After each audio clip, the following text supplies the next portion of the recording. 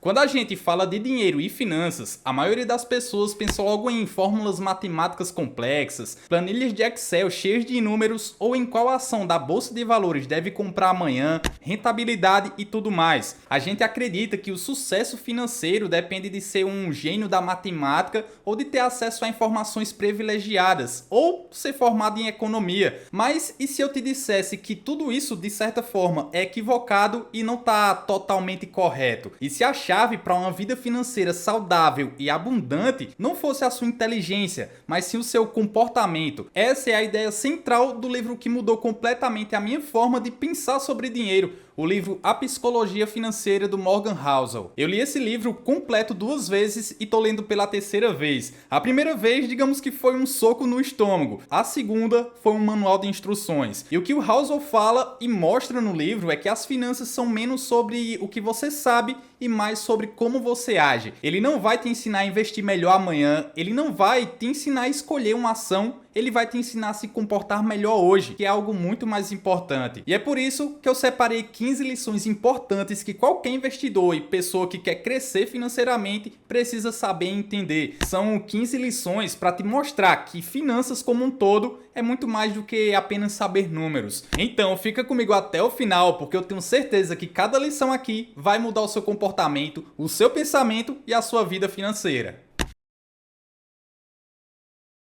Essa primeira lição é um balde de água fria. O seu comportamento em relação ao dinheiro é mais importante do que o seu conhecimento técnico ou o seu QI. Pensa naquela pessoa que você conhece que é super inteligente, fez faculdade top, mas vive endividada em empréstimos e principalmente no cartão de crédito. Agora pensa naquela outra pessoa que talvez nem tenha completado a escola, mas é super controlada, poupa um pouquinho todo mês e hoje vive com tranquilidade, porque ela sabe controlar as emoções. O Morgan Housel resume isso perfeitamente dizendo o seguinte: um gênio que não consegue controlar as suas emoções pode se tornar um desastre financeiro. O oposto também é verdade. Pessoas comuns sem nenhuma educação financeira são capazes de conquistar riqueza desde que tenham uma meia dúzia de habilidades comportamentais que não estão relacionadas aos métodos formais de medição de inteligência. Então, a reflexão aqui é: de que adianta você saber a fórmula dos juros compostos se você não tem a disciplina para deixar o dinheiro lá, rendendo, sem ter que sacar no primeiro impulso? Isso é uma coisa que muita gente erra. Controlar o comportamento e se garantir mais no conhecimento. E eu não estou dizendo que conhecimento é ruim, tá? Muito pelo contrário.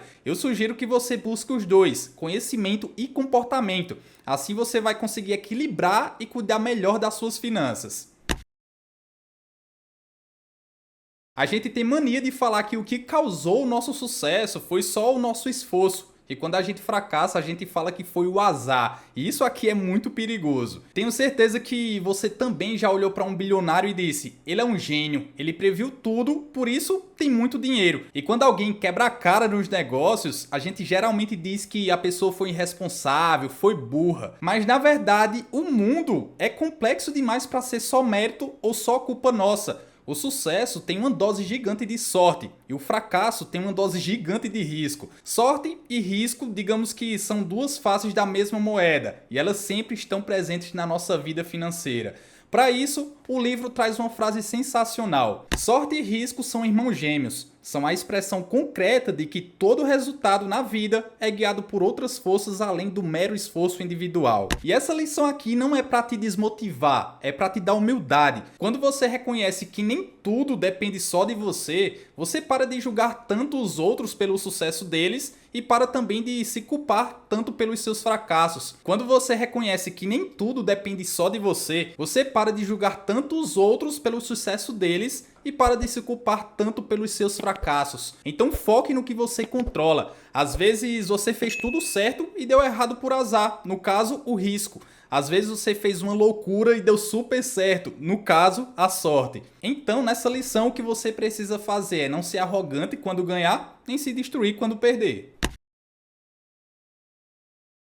Todo mundo quer ficar rico rápido. Quer colocar o dinheiro em qualquer investimento que seja e amanhã já acordar com milhões na conta e ver esse dinheiro se multiplicando em 10 vezes e tá vivendo uma vida de rei. Mas a verdade é que multiplicar dinheiro leva tempo. Porém, chega uma hora que você já aportou tanto que os juros compostos começam a trabalhar para você. Para você ter ideia, o Warren Buffett, que é o maior investidor do mundo, só veio acumular a maior parte da sua fortuna depois dos 50 anos. No livro ele fala que de todo o patrimônio do Warren Buffett, que na época era 84,5 bilhões, mais de 81 bilhões vieram depois do aniversário de 65 anos dele. Cara, isso é simplesmente fenomenal. Porque se a gente parar e prestar atenção, o que aconteceu não foi porque ele acertou grandes investimentos o tempo todo, não foi porque ele era o louco da economia e também não foi porque ele teve sorte na vida, mas foi porque ele começou cedo e nunca parou, teve constância, disciplina e paciência, deixando o tempo trabalhar para ele. É igual plantar uma árvore. No começo a gente rega e não vê nada, parece até que não está funcionando. Mas se você tiver paciência, o tempo faz o trabalho pesado. E nas finanças, o tempo é muito mais importante do que tentar adivinhar qual ação vai subir amanhã ou a jogada de mestre que você vai dar para enriquecer. Então paciência é o segredo. Seja paciente. Comece agora, mesmo com pouco, e deixe o tempo trabalhar ao seu favor. Ah, John, mas eu só tenho 100 reais. Não dá para começar. Claro que dá. Comece com esses 100 reais, seja investindo ou colocando em uma reserva. É muito melhor você começar assim do que nunca começar ou esperar o momento perfeito que nunca vai chegar. Então se lembre muito bem do que eu vou falar agora, tá? Tenha constância nos aportes, disciplina e paciência. Os juros compostos começam de pouquinho em pouquinho, mas quando chega a hora de multiplicar o seu dinheiro, multiplicar o seu patrimônio, cara, é nessa hora que ninguém segura. Para ganhar dinheiro, você precisa ser otimista, precisa se arriscar, colocar a cara a tapa. Agora, para manter o dinheiro, a gente precisa do oposto, precisa de medo. É isso mesmo, cara, de medo. Medo de que o mercado mude, medo de perder tudo. Logo também a gente precisa ter humildade e conservadorismo. Russell fala o seguinte: há 1 milhão de formas de ficar rico e um monte de livros sobre como fazer isso, mas só existe uma forma de continuar rico, um misto de frugalidade e paranoia. Ou seja, você precisa ter medo de perder tudo para não fazer besteira e você precisa ser humilde e aceitar que o que funcionou ontem pode não funcionar amanhã. Nessa mesma lição, Russell fala o seguinte: ganhar dinheiro requer correr risco, ser otimista, se expor. Mas manter o dinheiro requer o oposto de correr risco, requer humildade e o medo de que o que você conquistou possa ser tirado de você com a mesma rapidez. Isso aqui, cara, é a realidade. Muitas pessoas ganham na loteria, herdam fortunas ou fazem negócios de sucesso, mas perdem tudo em poucos anos. Por quê? Porque elas sabiam ganhar, mas não sabiam manter esse dinheiro. Quantas pessoas que ficaram e ficam ricas do dia para a noite agem sem medo? Pensam que podem gastar e viver para sempre no alto, como se o dinheiro que ela ganhou do nada nunca fosse acabar e quando percebem já é tarde, caiu de vez e perdem a chance que provavelmente elas nunca vão ter novamente. Tudo por falta de quê? De humildade. Então a lição aqui é clara, a sobrevivência financeira deve ser o seu principal objetivo. Sempre se planeje para o pior cenário, seja nos investimentos ou em como gerenciar sua reserva de emergência. Tenha uma margem de segurança. Não quebre as regras básicas das finanças. Quem ganha e gasta tudo achando que é invencível, acaba sem nada e mais rápido do que imagina. Então, a sobrevivência é a chave para você se manter bem financeiramente. Essa aqui é uma das minhas favoritas, porque a riqueza de verdade não é o carro de luxo na garagem, ou a mansão cara que você tem, ou as roupas de marca que você usa. Isso é apenas status, é dinheiro gasto. Riqueza de verdade é o patrimônio que você construiu e que está invisível. É aquele dinheiro que não foi gasto. É a conta bancária crescendo, é o investimento que ninguém vê, é a opção de parar de trabalhar se quiser, é a liberdade que você tem. Gastar dinheiro para mostrar às pessoas quanto dinheiro você tem é a forma mais rápida de ter menos dinheiro. Ou seja, o problema é que a gente é muito visual. A gente tenta copiar os gastos dos outros, achando que tá copiando o sucesso que tal pessoa tem. Só que isso é só uma ilusão e tá completamente errado. Lembre bem de uma coisa, ser rico é ter patrimônio, parecer rico é só gastar dinheiro. Quando você realmente tem dinheiro, tudo bem, gasta porque merece viver bem. Agora, quando você é um pobre lascado, se endivida e gasta em coisas totalmente aleatórias e gasta em coisas que não pode manter só para mostrar aos outros, você só tá brincando de ser rico. E como costumam dizer, né, você só tá fazendo cosplay de rico. Só que na verdade você tá se afundando em um buraco sem fundo, em uma falsa riqueza que nunca vai te fazer crescer financeiramente.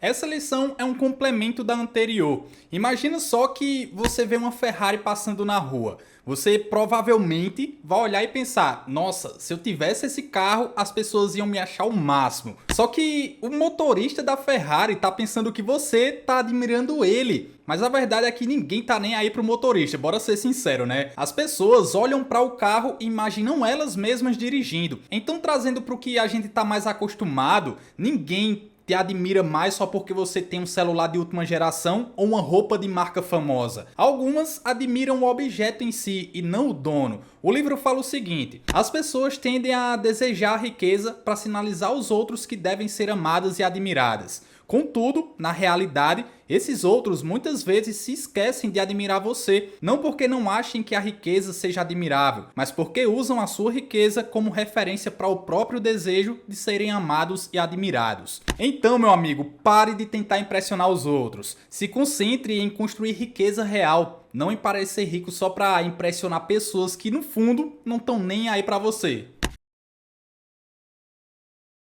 Essa lição é interessante porque mostra que a gente vive numa sociedade que prega o sempre mais, onde nada é suficiente. Porém, essa busca infinita por algo a mais pode ser muito perigosa. Saber quando você tem o suficiente é a habilidade financeira mais importante, principalmente quando a gente está iniciando nas finanças. Quantas histórias a gente vê de pessoas que já tiveram uma fortuna, mas arriscaram tudo em um negócio maluco porque queriam mais e perderam tudo. A ganância, cara, cega a gente. Na verdade, a gente nem precisa olhar para quem teve fortuna. Basta olhar para pessoas próximas a nós ou nós mesmos. Muita gente ganha um aumento e fica feliz. Aí descobre que o coleguinha ganha mais e pronto, a felicidade acaba. Se a sua meta financeira é sempre ter mais que o vizinho, você nunca vai vencer. Porque sempre vai ter alguém com mais do que você. É uma corrida que não tem fim. Ao lidar com o dinheiro, a coisa mais difícil a fazer é parar de reajustar as metas para cima o tempo todo. Housel fala isso se referindo àquela linha de chegada que nunca fica no lugar. A chegada nunca é suficiente, você sempre está em busca de mais e nunca tem limite. Então é importante que você defina o que é suficiente para você ter uma vida digna e feliz. A partir disso, não arrisque o que você tem e precisa por algo que você não precisa. Veja bem suas metas. Às vezes a gente pensa que precisa de muito, precisa de mais, só que esse mais acaba colocando todo o resto a perder. Porque depois do suficiente se torna ganância, e a ganância pode te tirar tudo. E se a sua meta for sempre ter mais, a verdade é que, cara, você nunca vai vencer.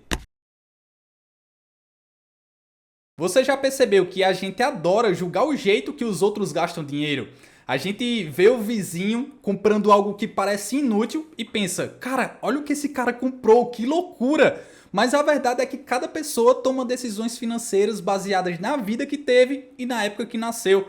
Pensa só comigo uma coisa, você acha que quem cresceu no Brasil dos anos 80, com aquela inflação absurda, onde o dinheiro perdia valor no mesmo dia, tem a mesma relação com o dinheiro de quem já nasceu no plano real, na estabilidade do plano real? É óbvio que não. O que parece loucura para mim pode fazer todo sentido para você, baseado nos seus medos e na sua história de vida. Então essa lição é simples de entender. Julgue menos e entenda mais. E essa frase aqui se encaixa perfeitamente nessa lição. Todos fazemos coisas malucas com o dinheiro, porque todos somos relativamente novos nesse jogo. Mas o que parece maluquice para você pode fazer todo sentido para mim. Só que ninguém é maluco. todo mundo toma decisões com base em experiências pessoais, singulares, que parecem fazer sentido em um determinado momento. Essa reflexão é sobre empatia, mas também sobre autoconhecimento. Entenda de onde vêm as suas crenças sobre dinheiro, entenda como essas crenças estão te afetando hoje em dia, seja para o seu bem ou para o seu mal. Elas ainda fazem sentido na realidade de hoje? Se não, cara, tá na hora de mudar e tomar outra decisão que vá melhorar sua vida financeira e também sua vida no geral, né? Sua vida como um todo.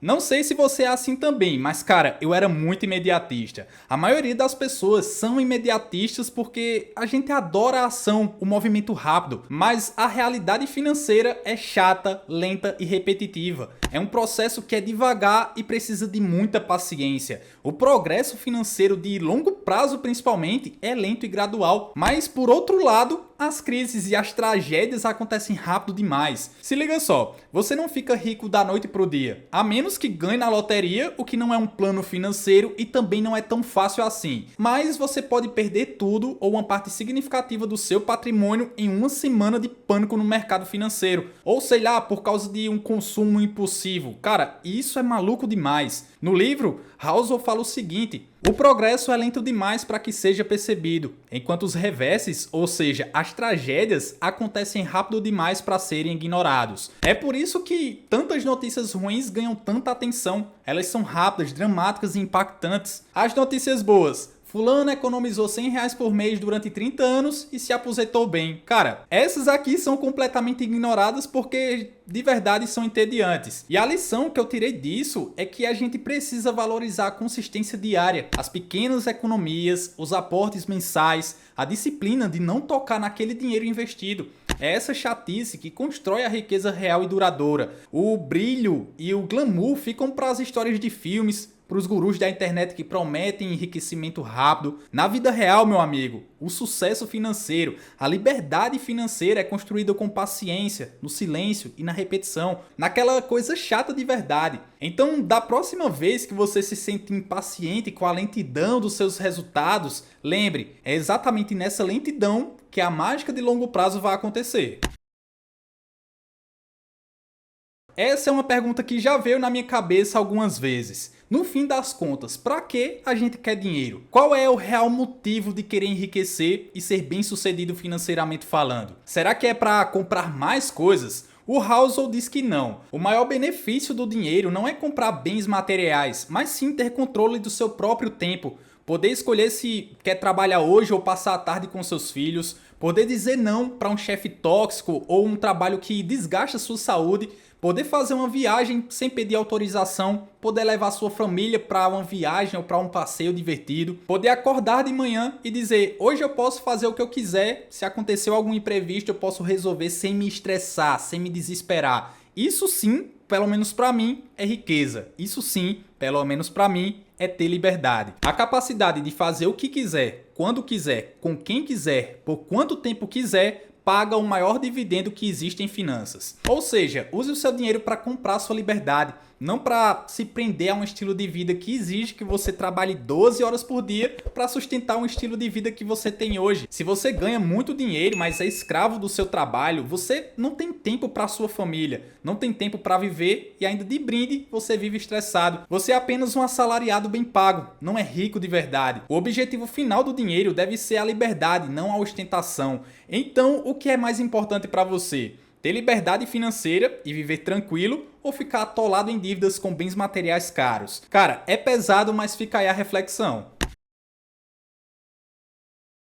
Essa lição é bem básica, mas é fundamental. Ela mostra que você não precisa de uma renda alta para poupar. E poupar não é sobre abrir mão do cafezinho, é sobre ter flexibilidade e segurança. A maioria das pessoas foca em ganhar mais. E claro, ganhar mais é muito bom, isso é óbvio. Mas focar em poupar é mais poderoso porque depende só de você. Então crie o hábito de se pagar primeiro. Economize e poupe, mesmo sem um objetivo específico, só para criar um dinheiro de segurança e oportunidades. Ah, mas economizar para quê se eu não tenho um objetivo? Economize só por economizar e guarde só por guardar. Você não precisa de um motivo específico, como trocar de carro ou viajar para guardar dinheiro. O mundo, cara, é imprevisível e a gente precisa sempre ter um dinheiro guardado para qualquer coisa que aconteça. Guardar dinheiro te dá margem de manobra para quando a vida te der um susto, ou melhor ainda, te der uma oportunidade imperdível de que você precisa ter aquele dinheiro na hora, você não perca essas oportunidades e também, né, em um caso de risco ou de emergência, você tem aquele dinheiro ali à sua disposição sempre que precisar. Então economizar e poupar é comprar segurança e te dar opções no mundo incerto.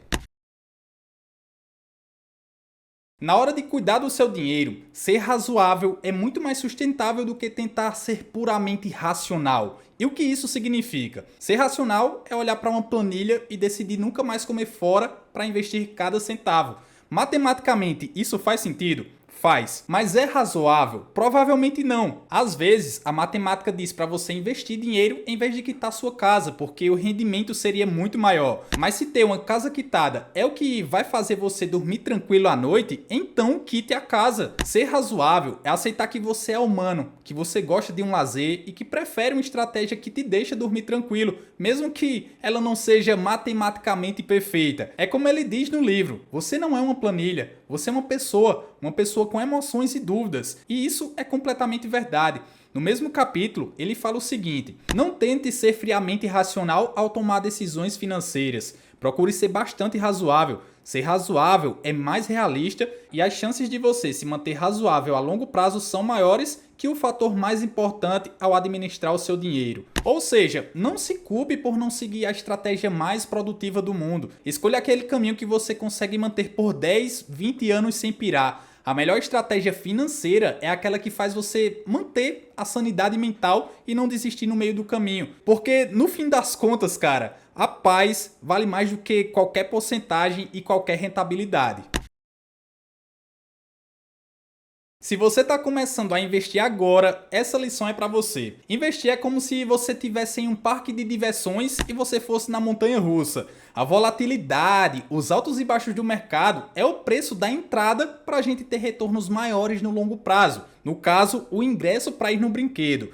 Pensa na Bolsa de Valores brasileira. Em alguns momentos ela tá indo super bem, tá lá em alto, tudo em alto. Beleza, tá dando super certo. Em outros momentos, como na época da pandemia, ela desaba completamente. E muita gente, quando vê o mercado caindo, entra em pânico total. A pessoa pensa, meu Deus do céu, vou perder tudo. E já vende as ações, já vende os fundos imobiliários, já vende seus ativos, vende no pior momento possível, transformando um prejuízo que seria temporário em um prejuízo real. E o que Morgan Housel fala é que esse pânico é resultado de uma expectativa errada. A pessoa que entrou nos investimentos sem conhecimento achou que só teria a parte boa, que era só colocar o seu dinheiro lá e se multiplicar sem fazer mais nada e sem risco algum. Por isso mesmo que ele fala, como todas as coisas que valem a pena, um investimento bem sucedido cobra um preço. Mas esse preço não é medido em dólares, ele é medido em volatilidade, em medo, em dúvida, em incertezas e em arrependimento. Aspectos muito fáceis de serem ignorados até que seja você a lidar com eles em tempo real. Então a lição aqui é que se você quer retornos acima da poupança, você precisa aceitar a oscilação. É difícil ouvir isso, mas você precisa ter maturidade de ver o seu dinheiro cair 10% em um mês e não surtar, não pirar com isso. Porque você entende que isso faz parte do jogo. Se você não tolera essa oscilação e se isso te faz perder o sono, então talvez o melhor não seja